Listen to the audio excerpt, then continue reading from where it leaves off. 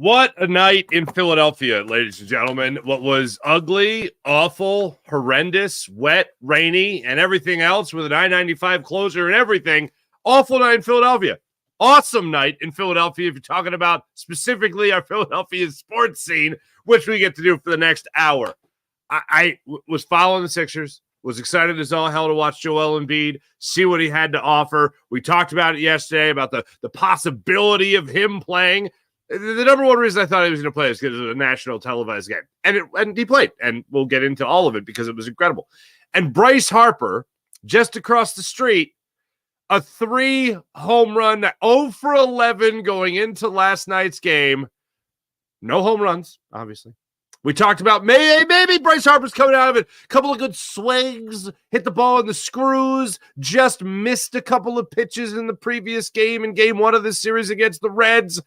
And sure enough, he busts out of it with a 3-home run night, capping off those 3 home runs, with the third being a grand slam home run for Bryce Harper. I believe it was sinker, slider, sinker on the homers last night for Bryce Harper. Absolutely looked in tune, had some great things to say after the game that we're going to get into, but an amazing performance from Bryce Harper. So we'll get into that today because it was just an amazing night in Philadelphia, to say the absolute least. I do want to start it off with Joel Embiid, because what we saw last night was, look, Harper's incredible, Joel Embiid's incredible. I wish I could talk about two things at the exact same time because they're both absolutely bonkers.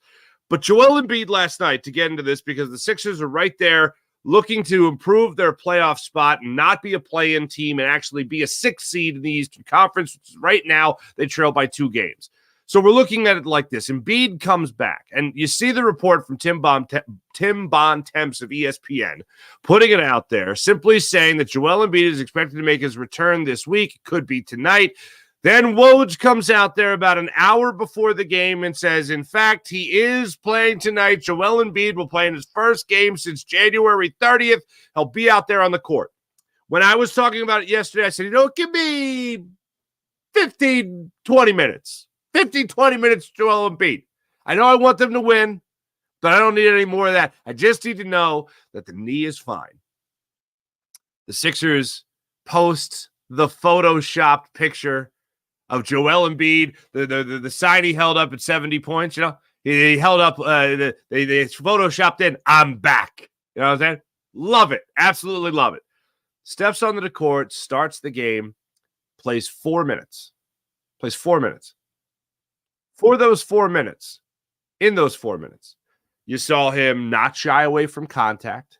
I love the idea of him driving the lane on his first possession, getting the charge call, unfortunately, and immediately Nick Nurse saying, no. He made that basket, and that was a defensive foul. Don't you dare call my guy an offensive foul in his first possession back since January 30th against the Warriors. This is the first possession. You're going to call him a charge? I don't think so. And he immediately reviews it. But the bottom line is, even though the call on the court stood, I loved that he wasn't being shy in terms of contact. Also love that he put the ball on the floor and tried to get that basket, and then it didn't work out. Then he goes into the corner. He gets double-teamed. He makes a jumper over 2 guys, so that was good to see. Also handled the ball a little bit, brought the ball up at one point. This is all in the first 4 minutes of the game. I'm watching him like a hawk. He beat, I forget who it was with the Oklahoma City Thunder, but he beat him to the spot for a loose ball. He picked it up, went down the other end to get a scoring opportunity. All in the first 4 minutes. And as soon as those 4 minutes were up, for the people on the podcast, that was not me hyperventilating. That was simply me doing an impression of Joel Embiid hyperventilating after 4 minutes of play for the first time since January 30th. So he was cooked. Absolutely cooked. Now, I did go back and track his intros and outros, okay, when he was in the game and when he was subbed out. 4 minutes in the first quarter. Then I was surprised, but Nick Nurse put him in for the final minute and 30 seconds of the first quarter. So 4 minutes and then a minute 30. That was all in the first quarter. Then in the second quarter, he plays until the 5:15 mark, goes out, comes back 2 minutes later. I was a little surprised by this. We haven't really seen this from Nick Nurse in the past. I understand it's not a rehab assignment, but load management a little bit. Then in the third quarter, he plays until the 5:17 mark, and that was all he played in the third quarter. It was the only quarter he didn't re-enter the game. Then in the fourth quarter, Joel Embiid played until the 5:30 mark of the game, was out for about a minute, and then came back in the game. In total, 29 minutes played for Joel Embiid. We talked about what he did in the first 4 minutes. As for the other 25 minutes in the game, he was great. What I wanted to see was that the knee was healthy. The knee's healthy. Knee looks great. Now we got to get over the other two hurdles. The biggest hurdle, I really think, because last night I didn't see such a problem as what Joel Embiid was alluding to, and I'll get to in a second. But the first thing, the biggest hurdle is obviously the conditioning. The conditioning does not look good. It's not playoff ready. That's for sure. But 29 minutes is one hell of a start. Now we have the rest period. Now you come back on Thursday night, tomorrow night against Miami, in Miami, the biggest game for the rest of the season. By far the biggest game for the rest of the season. Now, maybe the last game of the season, you're playing for that final push. Maybe it comes down to that to go all the way up to the 6th seed. Like I said, they got to make up 2 games, and they got, 7 games left in the season? So this is a little scary, So we'll see how big the games are, but this is the best team that they're facing down the stretch. The Sixers right now have the easiest schedule in the NBA to round out the season. I can't think of a better time to get Joel Embiid back. I can't think of a better schedule to have Joel Embiid work his way back into game shape to have as the season winds down. So as this season is winding down, he's got to get over that hurdle, that huge hurdle of getting back into game shape. The second hurdle that he's got to get over is the mental aspect of this game. I was a little surprised. Now, we've talked about this a million times with other athletes. Athletes in general have 2 ways that they get over an injury. One is they're physically over the injury. Oh, look, they're healthy. The other is the mental aspect of it as, can I trust my knee? Can I trust my ankle? Can I trust my shoulder? Can I trust my pec? All that stuff. Whatever injury you have, mentally you got to get over it as well to be able to trust that part of your body again, that it's not going to break down. And for Joel Embiid, I was surprised. One of the first things he said after the game when he was interviewed by TNT, he said, mentally, I just got to be able to trust it. And I was like, wow, he's talking about an injury and not the process. He's trusting the injury. It looked like throughout the game, he was trusting it. You see him dribbling between his legs, top of the key, jab stepping, crashing to the lane, getting rebounds, little fadeaway jumpers here or there. You saw him, I thought, trusting the knee. At no point in the game, other than the obvious, adjusting the knee brace, other than that, I didn't see him favoring the knee at all. You could tell there was a timeout where he and Kyle Lowry were walking off the court at the same time, and Joel Embiid looked like he had a little bit of a limp to him, expected. But if you're watching him play the game, he looked like Joel Embiid. I was a little nervous that he wouldn't look like Joel Embiid because you don't know. I said yesterday, the Sixers aren't going to risk the rest of this season. They're not going to risk the future of Joel Embiid and the franchise with the future of the franchise with Joel Embiid. They're not going to risk that just so we can hurry back to maybe get bounced out of the second round again. This is something the Sixers are trying to do to make sure that Joel Embiid is good to go for this postseason. They can get whatever they can out of him and the team for the rest of this season, including the postseason, including the possible play-in tournament, which still looks likely, unfortunately. But they're not going to risk it. And I watched them play last night, and I said, okay, good. The only thing I have to be concerned about is conditioning. And conditioning is a matter of time. Everything else looked good. By the way, first time with Kyle Lowry. First time I think they play. I can't remember if there was a game that Maxey missed. Nothing jumped to mind last night, and I looked at it. I couldn't put it together. But seeing him and Kelly Oubre work a 2-man game at the top of the key as well. But most notably, Kyle Lowry and Joel Embiid looked like they had been playing years together. That 2-man game, top of the key, foul line, the pick and rolls, all that, especially towards the end of the game with Kelly Oubre, the pick and rolls were fantastic. It's a very basic play. It's the original play in basketball, the pick and roll, right? It looked like those guys have been running it for years. To see them run that with Joel Embiid setting a pick at the top of the key and then rolling to the basket, or at least rolling to the foul line, a couple of steps there. And seeing him get that ball and be able to knock down those little jump shots there at the foul line, fantastic. Seeing him throw in that jab step, knock down a jump shot, fantastic. All that, great fluidity to the offense with Joel Embiid, Kelly Oubre, and, of course, Kyle Lowry running it for the Sixers. That, to me, was awesome. Absolutely fantastic. Tyrese Maxey missed another game last night with hip tightness. So now you got Joel Embiid back. When are you going to get Tyrese Maxey back? When are we going to see all the pieces in the puzzle hopefully kicking into high gear before the postseason or the play-in tournament starts? When are you going to see that? Not sure. Maybe they're resting Tyrese Maxey until tomorrow night's game against the Miami Heat, against Jimmy Butler and the Miami Heat. Maybe that's what they're waiting for. I'm going to cross my fingers if that's what they're waiting for. But as things wind down for the Sixers, here's the remaining schedule. They got the Heat tomorrow night. They're 42-33. Then they got the Grizzlies, who are 25-30. Wah, wah. Then they go to the Spurs. The next 3 games are on the road, by the way. They got the Spurs, who have only won 18 games in the season to this point. The Pistons, like, come on. Let's Then you got the Magic on April 12th. That's for the 44-31. April 14th, they got the Nets to wind down the season, 29-47. Easiest remaining schedule per ESPN in the NBA. That's pretty good. That's pretty good. Sixers, by the way, with Joel Embiid on the season, 27-8. That win percentage would put him, by the time that he left with the injury, they were 5th in the Eastern Conference. Without Joel Embiid, 14-27 on the year. I really loved what I saw from him afterwards when he talked about trusting his knee. Okay, fine. That's to be expected. But after watching him, I was a little surprised to hear it. And then the other thing was just getting back on the same page with everybody. These were 2 problems that were in his head that I did not see as the game was going on. Absolutely incredible performance. And the fact that he played 29 minutes and gutted it out is a part of Joel Embiid, excuse me, that we don't see too much. The one thing that jumps out in mind is in the playoffs last year when PJ Tucker's yelling at him, you got to keep digging, man. You think you're done right here. You think you're cooked. You got to keep pushing. You got to get through that other side. And you got to hit that. You got to get that second wind, that third wind, maybe in some cases the 4th wind.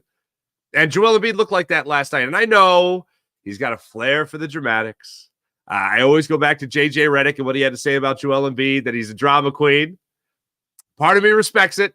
I saw him lying down on the ground in the 4th quarter of that game before he went and sunk. By the way, the game-clinching free throws, by the way. We'll get to the game itself in a second, but lies down on the ground on the floor there in South Philly, and just you can see him sucking wind, man, just sucking wind.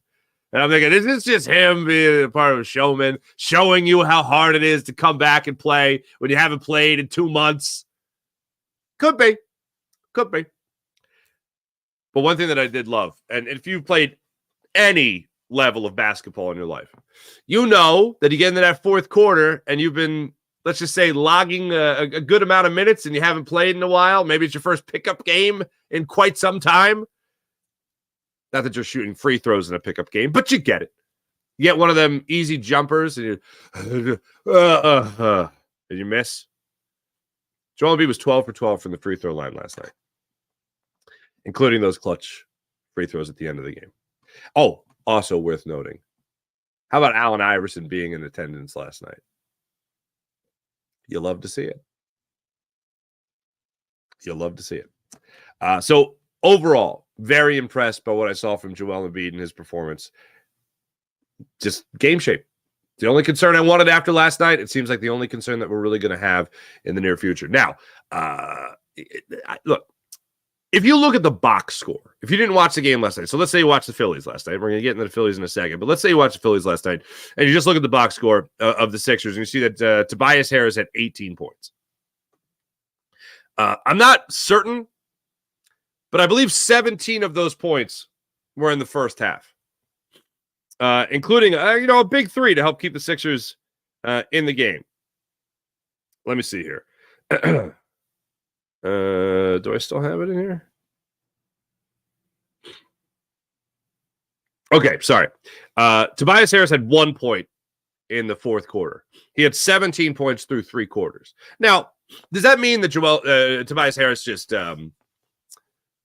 is offering nothing? No, I mean 17 points is through 3 quarters is good. It's really good, and it helps the Sixers stay in the ball game. But in the fourth quarter, there was a series with about 3 minutes left in the game where the Sixers were trailing by a point, and you had Tobias Harris in a position where he could have really helped ice the game for the Sixers, or at least taken control a lot earlier for the Sixers. Top of the key 3, air ball. Gets the ball back. Somehow, the ball finds its way back to Tobias Harris in this very crucial moment of the game. And Tobias Harris almost pins the ball from the top of the key, maybe a little bit to his left. Almost pins the ball on a 3-point attempt between the backboard and the rim. That is very difficult to do. Usually that's a corner 3, or that's, an elbow extended 3 or foul line extended 3 that you pin it. Somehow he almost pinned it between the backboard and the rim in a clutch, crucial moment. Sixers down a point with about 3 minutes left in the game. Back-to-back threes that he missed. And one was almost, the air ball was pretty embarrassing. And then the other one was just so offline, incredibly offline. I don't know how the ball is ending up in his hands in these moments, but I'd like that to stop as soon as humanly possible. There are first-half players and there are second-half players, right? Tobias Harris is very much a first-half player. And I don't know, look, I was excited as hell when the Sixers got him, and you already had Jimmy Butler on this team, and you brought in Tobias Harris, and you brought in Boban Marjanovic as well, Bobby and Toby. How much fun was that? But if this guy has really sacrificed opportunities or scoring first mentality for the good of others, then okay. Then that killer instinct has gone by the wayside for Tobias Harris, and I don't think it's ever going to come back as long as he's here with the 76ers. Not that he was ever put in a position to be the killer here with the Sixers, because he obviously already had other killers here on the roster, whether that be Jimmy Butler, whether that be Joel Embiid, whether that be James Harden, and now on the up-and-coming Tyrese Maxey. I don't know how the ball's seen its way into his hands so often in clutch situations, but I'd like that to stop. The other guy that I want to, on the other side of things here, that I'd love to praise is Kelly Oubre, because Kelly Oubre has been nothing short of spectacular in these last 2 games for the Sixers, and really throughout the time Joel Embiid has been out. This last month or so with Kelly Oubre has been incredible to watch. And I know just a couple of weeks ago, I was ripping him for not passing the ball when you have wide open shooters, you have wide open guys on the perimeter. If you have Kyle Lowry or Buddy Hield or whoever it is open, get them the rock. But instead, he has taken upon himself. He has not been like Tobias Harris. He has trusted himself and have the confidence to actually score some points for this team on a very consistent basis, and a clutch moments taking advantage of by Kelly Oubre. And last night was no exception. Sixers are having their struggles throughout the game, throughout that fourth quarter, trying to take control. Isaiah Joe, of all people, who it was funny. I was thinking about it. Isaiah Joe's been on this show, and I really enjoyed the conversation with him. And I was like, this guy, mentally, this guy has got the makeup you want. Like, you could tell a lot of things that's from a conversation with someone. And I'm like, this guy is not phased. This guy is just, the Sixers were in the midst of trying to win a G League championship at the time, right? And he got waived by Daryl Morey and Doc Rivers. I was thinking back to it. I was like, wait, who did the Sixers get back for him when they traded him? Oh, they didn't trade him. They waived him. Anyway, so Isaiah Joe just hits the 3. About 7 minutes, 30 seconds left in the fourth quarter. It makes it an 11-point lead for the Oklahoma City Thunder. Kelly Oubre comes down the other end on the next possession, knocks down a 3, makes it 94-86. Oubre gets the ball again. Knocks down another 3 on the next possession. And now this time it's 98-93. Batum ends up hitting a 3 as well. Paul Reed gets the steal and the slam. 98-95. Holmgren goes down the other end. Okay, Holmgren goes down the other end, and then he dunks on Paul Reed, and then he flexes, right? It was a weird look, a guy like that flexing. Anyway, side note, Cheto, did anyone understand Chet Holmgren is not, he's not Abe Lincoln, right? Like if Abe Lincoln was a basketball player, which he could have been because, you read the history books, he was like 7'8" or whatever it was, right? But 7'8" with the top hat. Chet Holmgren, look, he's Abe Lincoln. That just occurred to me last night. I don't know if anyone else has made that joke already, but he looks like Abe Lincoln. Abe Lincoln could ball. Anyway, then Embiid checks back into the game after that. It's a 101-97 game at that point. Oubre gets another slam and steal for the Sixers there. 3:42 left in the game, 101-99. Sixers trailing by 2. Lowry draws a charge, a huge charge. And on the possession they get with that charge, Joel Embiid goes down the other end, gets a great pass from Kelly Oubre. It's 101-101. You're all tied up with just about 3 minutes left in the game. Oubre gets another dunk, gets the N1 opportunity, comes up clutch there as well, gives the Sixers a 1-point lead. Embiid missed a jumper. They get the ball back. Harris misses a jumper, a bunny, as a matter of fact. So another miss there. Dort comes down the other end of it, gives the Oklahoma City Thunder their final lead of the game. 105-104, and after that, Joel Embiid guts out 2 free throws, draws the foul, puts the Sixers up 106-105, and then Embiid picks the pocket at Giddey and gets another 2 free throws with 24 seconds left, and he knocks down another couple of free throws. 109-105, Sixers get the win. Kelly Oubre clutch in that fourth quarter, helping the Sixers secure that victory. Love to see it. Want to see a hell of a lot more of it when it comes to your 10-9-8 76ers. As of right now, with the Miami Heat set to host the Sixers tomorrow night at 7:30, Sixers will go into that. We'll see what else, how the rest of the day shakes out. But Sixers are 2 full games behind the Indiana Pacers, who have won their last 2. They occupy the 6th seed in the Eastern Conference.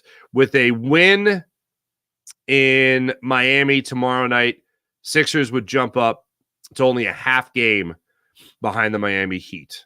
And I don't think the Heat are playing on a back-to-back, but let me just... Did they play last night against the Knicks? Who did the Knicks? The Knicks played last night. I only know that because I saw Tom Thibodeau bitching about the officiating. I think it was for Jalen Brunson.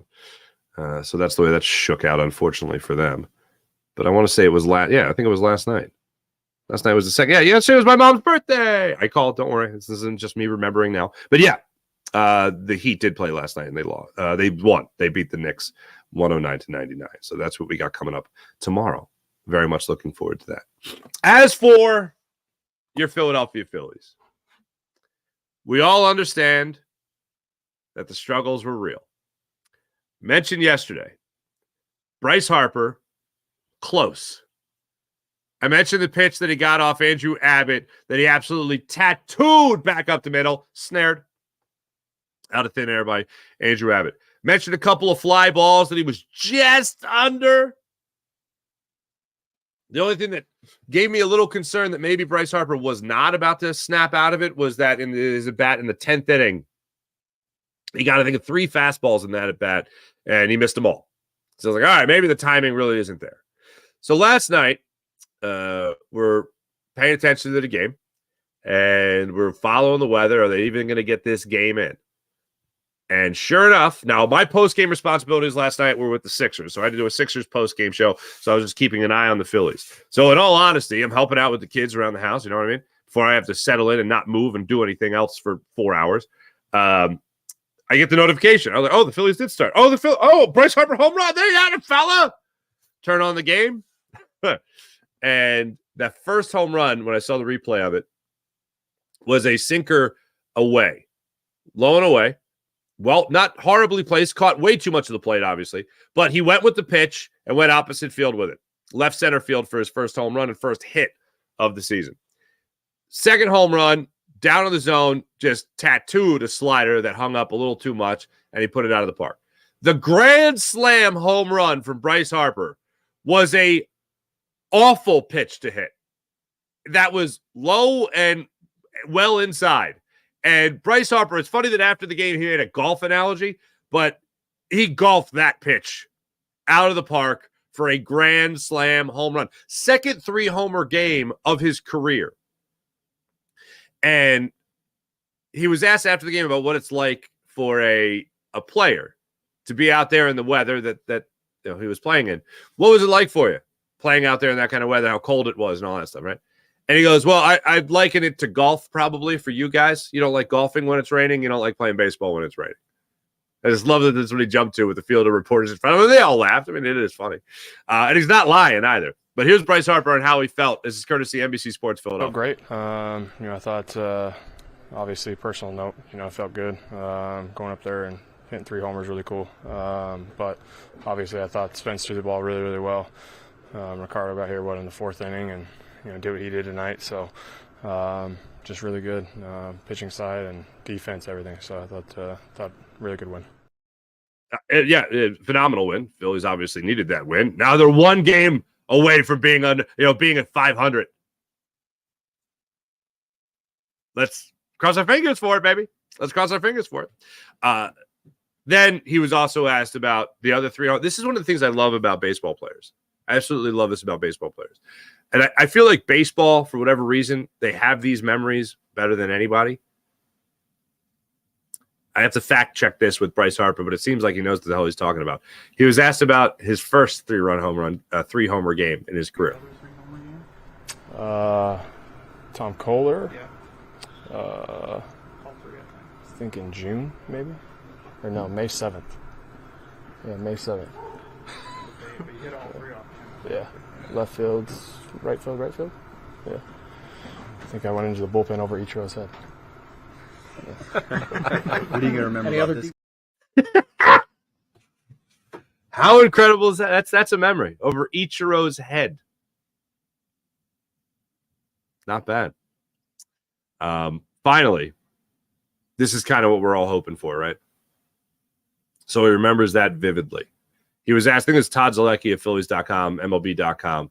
What's he going to remember from this one? Appreciates like baseball history and just milestones and achievements. Can you kind of appreciate 3 home runs on a night like tonight, including a grand slam? Yeah, I mean, didn't really wasn't really sure if we were going to play this game tonight, obviously. And anytime you're going out there playing in that cold weather, it's not very fun. But getting the first one out of the way and kind of getting those runs on the board was really big for us. And thought collectively we had pretty good at bats against Ashcraft, and then Suter came in, and Suter's usually, he has. Yeah, sorry, I meant to cut that earlier. But yeah, you hope that this is something that starts a World Series run. Now, look, it's the 4th game of the season that they just played last night. Should be 5th game of the season that they just played last night. So I know a lot of people don't want to get ahead of themselves with that, but it's already on his mind. On April 2nd, it was on his mind, and maybe this could be the start of something great for the Phillies. Hey, look, there are things that you need to jumpstart a season. In the NFL, I know the year the Eagles went to the Super Bowl, you look at the field goal from Jake Elliott. That was the start of the turnaround, right? You never know. It's a little bit, you're talking about at the time 16-game schedule. This is 162. If you go all the way back to Game 5 of the schedule, that's when the turnaround happened. Like, well, is it really a turnaround if you only played 5 games? Well, maybe. Who knows? But a 3-home run game for Bryce Harper is pretty incredible. Ricardo Pinto, by the way, I guess first I should talk about Spencer Turnbull. He gets his start in place of Zach Wheeler. If you would have told me that Spencer Turnbull before the game was going to go 5 innings scoreless, no earned runs, 1 unearned run, only allow 3 hits, and only need 83 pitches, is a guy that's been, for the most part, over the last couple of years, a bullpen guy, and a spot start, essentially, with the injured Taijuan Walker. If you would have told me 5 innings, 1 run, I would have said, you crazy. But that's what he gave you last night. And then Ricardo Pinto came in. 4 innings of work, 5 hits, 2 runs surrendered.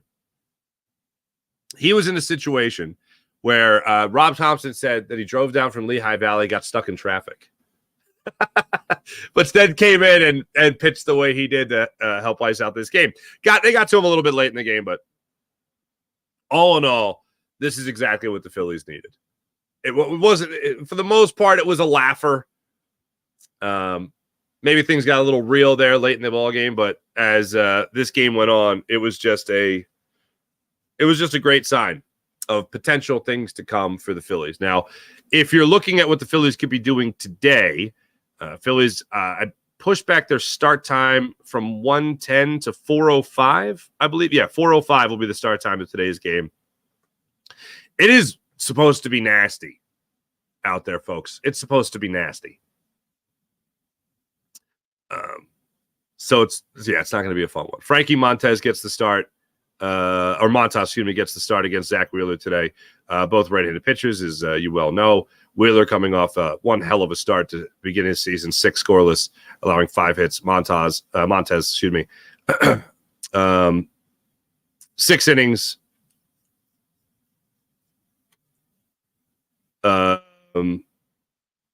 What the hell am I looking at here? No run, 6 scoreless as well. So both guys had one hell of a start to their season, the way they want to start it. Before I get to our chat check, there's one thing I got to go through, and it has to do with your Philadelphia Eagles. Hassan Reddick addressed the media as a New York Jet on Monday. We didn't get much into it, but yesterday I was able to watch the entire press conference. There was one thing that Hassan Reddick said that really got to me. And there was something else that was pointed out to me actually by Dan Cilio when I was on with him yesterday. But Hassan Reddick talked about bringing brotherly love to North Jersey, bringing brotherly love to the New York Jets. He said in Philadelphia, he was one of the guys that was helping kind of bring in more camaraderie, more little brother stuff with some of the younger players on the team. Talked about how he's going to be that veteran leader that can help be a glue guy in the locker room. And I thought, that's something that I am concerned about. Without Fletcher Cox being here, without Jason Kelce being here, I understand Brandon Graham is still here, but it's always good to hear it from, more than one guy. And you're going to have that, and you already have that with a guy like Hassan Reddick, and you chose, oh, you know what? You're going to let him go. $15 million, $14.5 million, you're going to let him go. And look what we have here. A special guest, ladies and gentlemen. She hasn't been on the show in a while, but here she is. What's up, little toots? What's up? Daddy. Yes, sweetheart. When I quick. Is the TV not working? Is the volume not working? No, not that. What? When I quick, I want to watch A for Apple. You want to watch A for Adley? Yeah. It's another YouTube show. Don't switch over to it, folks. You know what I'm saying? It's a YouTube show when the TV goes to the X. It goes to the X? Yeah, it goes somewhere else.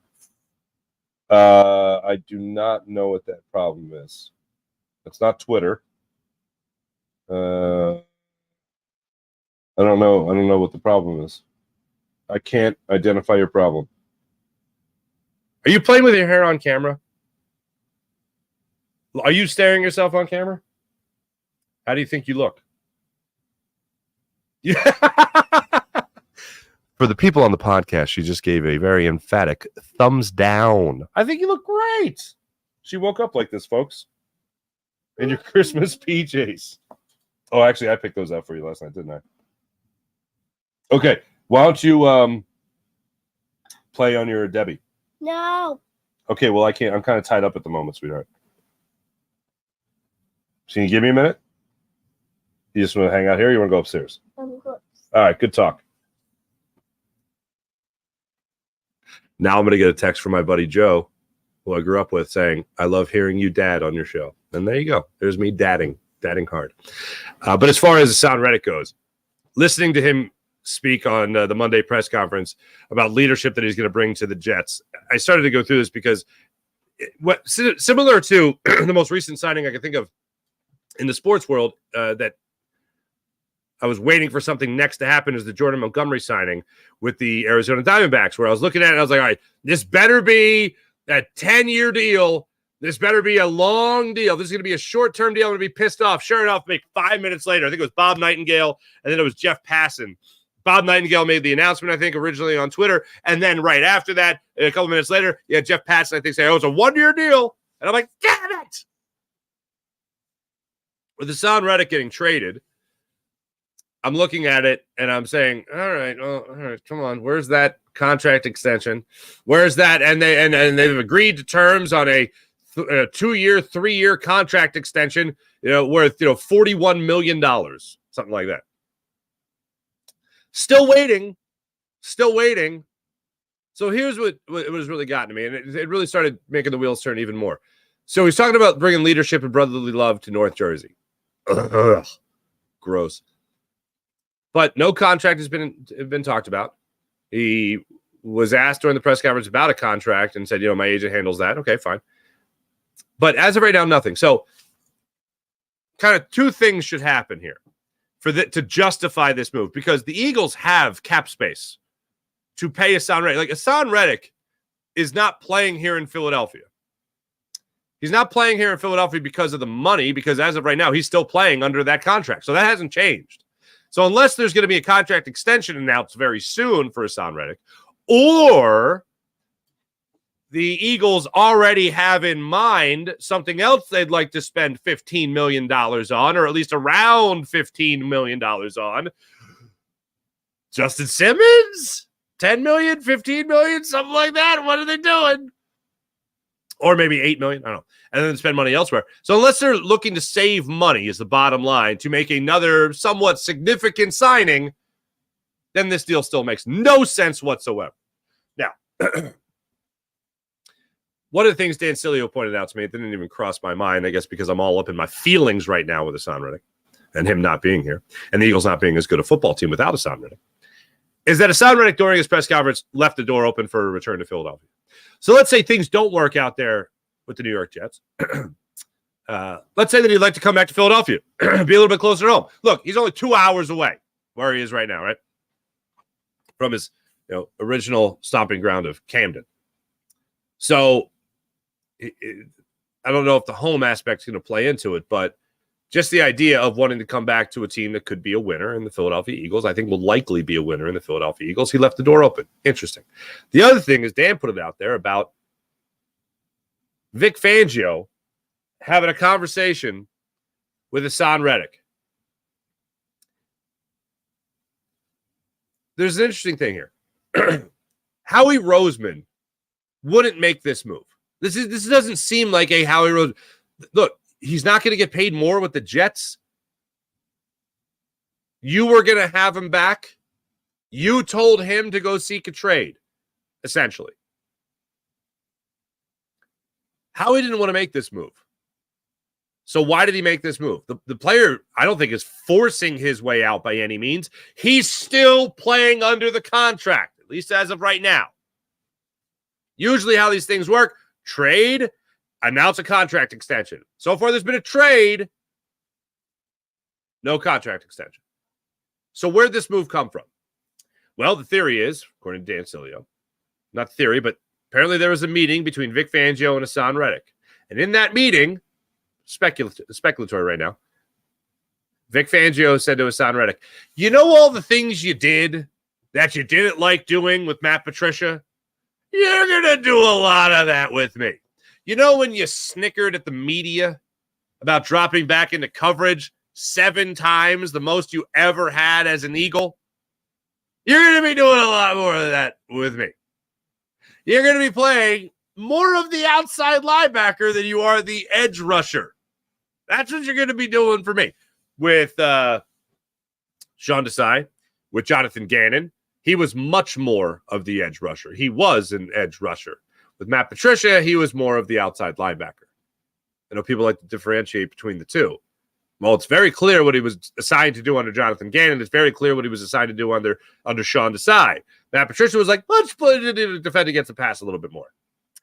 With Vic Fangio's defense, my feeling is that he's going to be dependent upon a lot more to drop back into coverage. Hassan Reddick is probably like, not for me. Not for me. So maybe it was more Vic Fangio saying, all right, look, if you guys want me to run this defense, Hassan, he's got to go. I don't know if it was cut and dry in that, but I wouldn't be shocked if that's the way that it actually played out, because this just doesn't make any sense. Like, Howie Roseman's the guy that signed him to a 3-year deal. And in those 3 years, the first 2 years, he still had double-digit sack seasons. This is a guy that in different schemes under different defensive coordinators or defensive head coaches, he's gone out there and he's produced. You look at a double-digit sack season that he had with the Cardinals, a double-digit sack season he had with 1 year with the Carolina Panthers, and then in 2 years in Philadelphia with 2 different defensive coordinators. Oh, and a cast on his hand for the first 3 games of this past season. Still, double-digit sack seasons. So something tells me you'd be able to figure it out with Vic Fangio. Unless you just didn't want to do that one thing. But I think it would have come out a little bit sooner if it was the idea of him not wanting to play in a Vic Fangio scheme. Because like I said, one of the things that I would like to know about a defense that, and I'll say this throughout the offseason, one of the things I'd like to know about a defense that's not going to be rushing the passer a whole hell of a lot is that if you do have guys out there on the field that you do dial up a blitz with or make them aggressive, I'd like that one guy to be Hassan Reddick, who I know can win a one-on-one battle.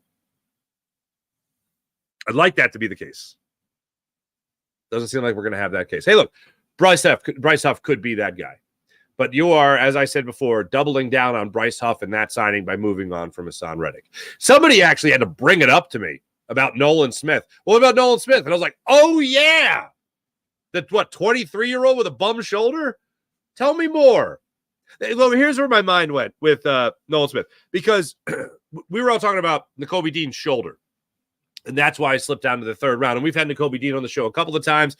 I talked to him about, the medical history, and he was shocked that his shoulder was even an issue with people. Like, you know what should have been a bigger story? Nolan Smith saying sometimes my shoulder works and sometimes it doesn't. Like he said after his first preseason game. Everyone was all caught up in him saying, oh, you got to be hungry enough to eat off the floor. That's how you got to play as a player. You got to be hungry enough to eat off the floor. Okay. You know what else he said in that same press conference? Yeah, sometimes my baby, that's what I call my shoulder, my baby. My baby, sometimes it works, sometimes it wasn't. Sometimes it doesn't. I'm like, dude, you're 20, at the time, 22 years old? Huh? And you have a inconsistently healthy shoulder? You got a bum shoulder? That ain't good. That's horrible, as a matter of fact. So that's a little bit concerning. The people, Nolan Smith, they're double down. Lil Hassan, Little Haas. All right. I hope so. I hope that's what he's going to be. And Bryce Huff, again, doubling down on a guy playing 40% of the snaps, him filling in for a guy that played 71, 73% of the snaps last year. Well, over 2 years with the Eagles. So that's a big ask. That's a big ask. Let me tell you right now about the Game Time app, ladies and gentlemen. Download the Game Time app to your phone. Use promo code Farzy when you download the Game Time app to your phone. And you know what you can do? You get $20 off your first purchase. You're looking to buy tickets? The Game Time app is where it's at. Download the Game Time app. Use promo code Farzy. Get $20 off your first purchase. So if you want to go to the concert, the comedy show, the big event, whatever the case may be, download the Game Time app. Have yourself a good time. How about MyBookie? MyBookie.ag. Download the MyBookie app to your phone. Use promo code Farzy and get up to $1,000 redeemable cash bonus with MyBookie. MyBookie.ag when you use promo code Farzy. You can bet on the world of basketball, NCAA tournament. You can bet on the world of the Sixers, the Flyers, whatever the case may be. Bet on it all at MyBookie, MyBookie.ag. How about PHL Sports Nation? Philadelphia Sports Nation, enhancing your Philadelphia sports fan experience across all social media and blogs. That's PHLSportsNation.com.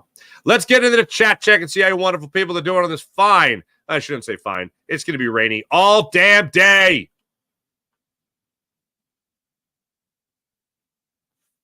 On this Wednesday. Let's see here. IBH, what's popping? April, good morning. Melly, smoking if you got them. I don't think I have had a cigar since last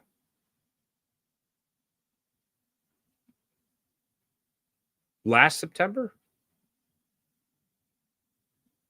Yeah, I think last September I haven't had a cigar. Really would enjoy a cigar in the near future. Bryce said, my back feels great. I know, right? April, how awesome is that? I guess he's fine. Good morning, everyone. Good morning, Sean Kilrain. Mally. Hutch, what's going on? Harper is the man. The way he set up that Grand Slam last night was poetry. Mike, happy birthday, Mike Fuji. I saw it was your birthday. Happy birthday, bud. Oh, I owe you a text, by the way. I totally forgot about that. Busy week. Starting my stuff with Locked On Sports. It's been a really busy week. Make sure you guys are following me on social media, on Twitter, on X, rather. And I'll be, as the night goes on, I'll be announcing like what game I'm doing and all that stuff. So last night was the Sixers. Previous night was the Phillies. Today will be the Phillies again. I'll be doing a Phillies post-game show on the Philadelphia Sports Locked On channel. So make sure you guys check that out. Pinto looked great. Last night looked good in the 4 innings. He absolutely did.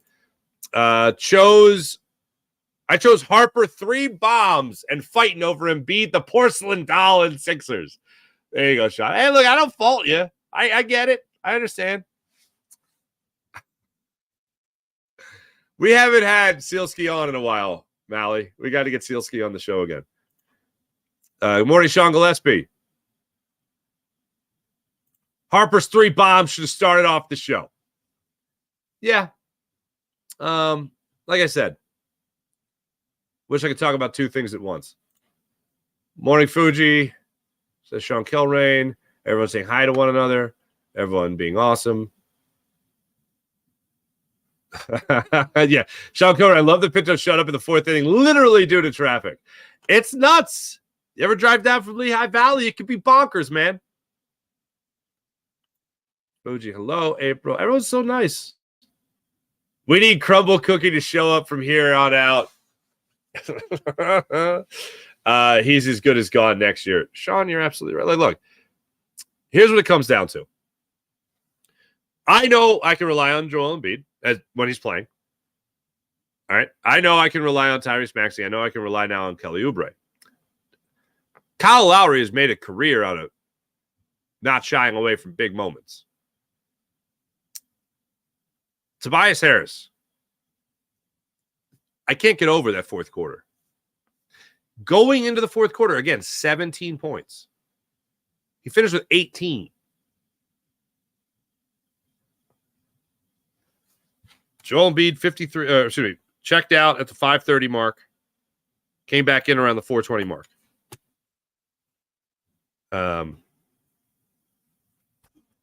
Hope he's got to be one of the guys that steps up. Adam's exploits, it's still something I'm trying to get better at. I'm sorry, man. Digital world's still a little crazy to me. Harris is terrible. Still can't believe he played out that whole cut. You know, Paul Hudrick said that on our show a couple weeks ago, that he's going to play every minute of that contract. And it doesn't happen. If a guy isn't performing close to that max deal, he gets dealt before it's done, at the latest by the final trade deadline, to help some other crappy team, raise their floor, the cap floor. Didn't happen. Every minute of that deal.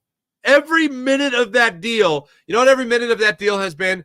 Taunting me with Jimmy Butler walking off the 76ers court that time going, Tobias Harris over me?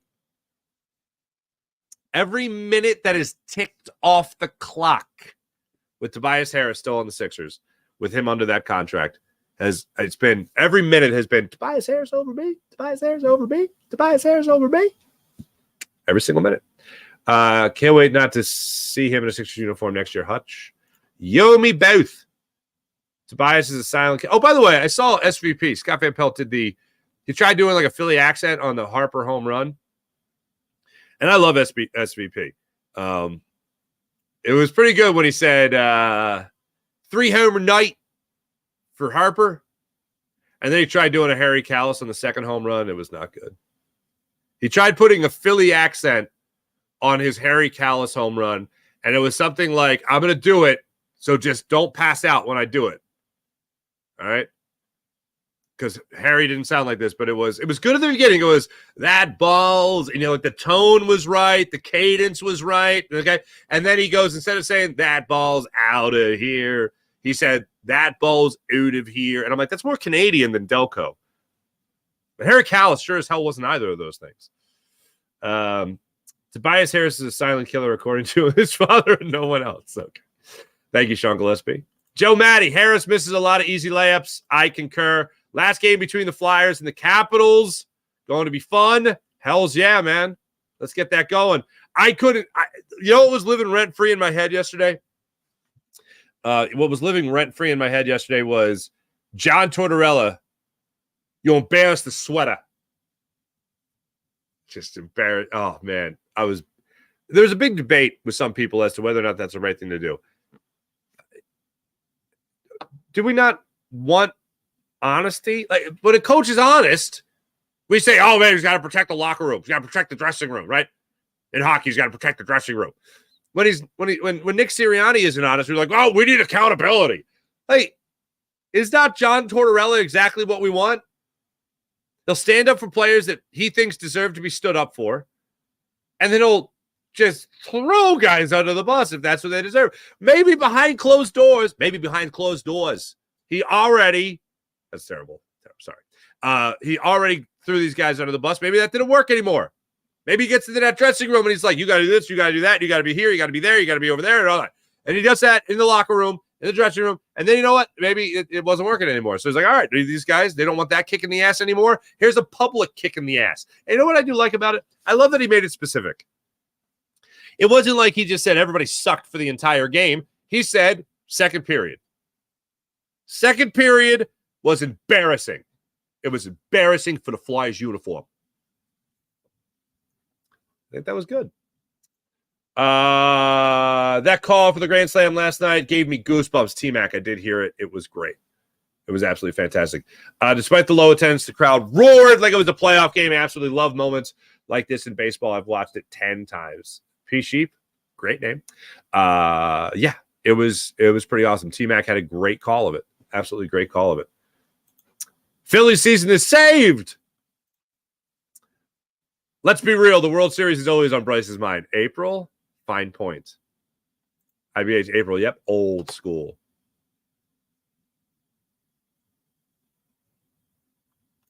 Wait, whoa. Got to see the ump. Oh, the ump cam for Harper's Grand Slam. I haven't seen that. Thank you, Sean Kilrain. I'll have to look at that. Good show. Oh, that's very nice of you. Thank you, Sean. Everyone's saying hi, little toots. Sean Gillespie, little MacGyver. April, she's getting grown. She's huge. It was one of those things where, you're with your kid all the time, right? If you're lucky. And I get to take her to gymnastics most weeks, which I love. And I'm just kind of watching her, and I'm like, did she grow another foot? And then one of the other moms said, is that when you're, I was like, yeah. And I said, yeah, it's fine. She goes, she got so big since last time. I was like, yeah, I guess she did grow another foot. She's ginormous, man. I really want to get her playing basketball. My wife was a volleyball player. And I'm like, no, I want her to play. My wife's like, oh, she should play volleyball. I was like, no, I want her to play sports. I'm kidding. I even played volleyball. Co-ed volleyball, I might add, but I played volleyball. Star of the show says twin. Star of the show made an appearance. Little toots. Yeah, man.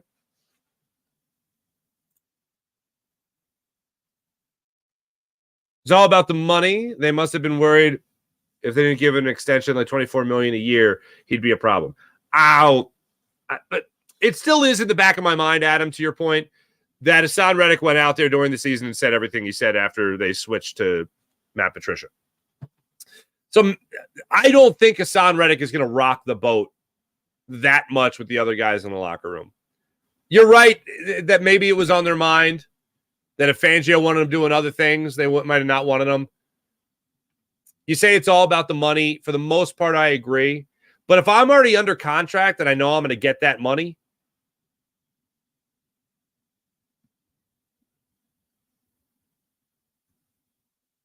I don't know, maybe the Eagles were going to restructure the deal and say, all right, here's the deal. You're not going to get $14.5 million this year. Instead, we're going to kick some of that to a signing bonus on a restructured deal, and maybe over the next 2 years, you'll get $12 million. I don't know. Not the full 14.5. I think why Reddick is gone is some kind of beef with Howie talking about upper management on his thoughts. Yeah. Twins fire Fangio. Hate his scheme. We fired him before his first game. This is a record. Real RP Fangio, been in the league for 100 years. How many Super Bowl wins? None.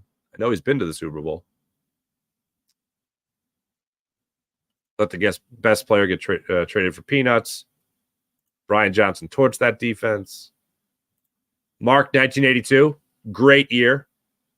Fangio's D was top 5 in the NFL in 8 of the past 15 seasons. All we need is an average one, not to be bottom 5. Mark, that's well put. If you were born in 1982 like somebody, that's a wonderful point. Mike Fuji, Fangio's calling the shots on defense. Twiz.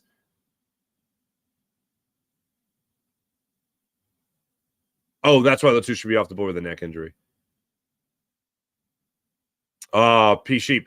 That Jimmy Butler comment lives rent-free in my head, too. Boy, does it. Boy, does it. Mike Fuji, you are welcome, sir. You are welcome for the birthday wishes. Everyone say happy birthday now. Mike Fuji, thank you. Everybody in the chat, Twiz, Mark, Real RMP, everyone, Sean's, Joe Matty, April, Hutch, everyone. Thank you guys so much. You guys are fantastic, as per usual. Let's get to the morning rush brought to you by Sky Motorcars, skymotorcars.com. Mentioned the Phillies already. Their start time pushed back to 4:05. And due to weather, Zach Wheeler will be on the hill for the Phillies. Man, it's been a long road, guys. Phillies could finally get to 500 on the season. They enter today at 2-3 after Bryce Harper's 3-home run game. As for your Philadelphia Flyers, they are leaving a lot to be desired. They have lost 5 in a row. They are off until Friday night, as a matter of fact, when they take on the Buffalo Sabres. Still in the hunt for the playoffs with a whole lot of momentum. Just crumbling. Just crumbling. Maybe the kick in the ass from John Tortorella, what this team needs to get back into that playoff picture. Thanks for watching. Thanks for listening. My name is Mark Farzetta. This is the Farzy Show presented by MyBookie, mybookie.ag. Have a wonderful rest of your day, everybody. I'll be back on with you guys on the Locked On Philadelphia Sports channel on YouTube after the Phillies game today. So weather permitting. So make sure you guys are following me on social media, and I'll be tweeting out the link to that as well. Thanks for watching. Thanks for listening. My name is Mark Farzetta. Have a great rest of your day, everybody.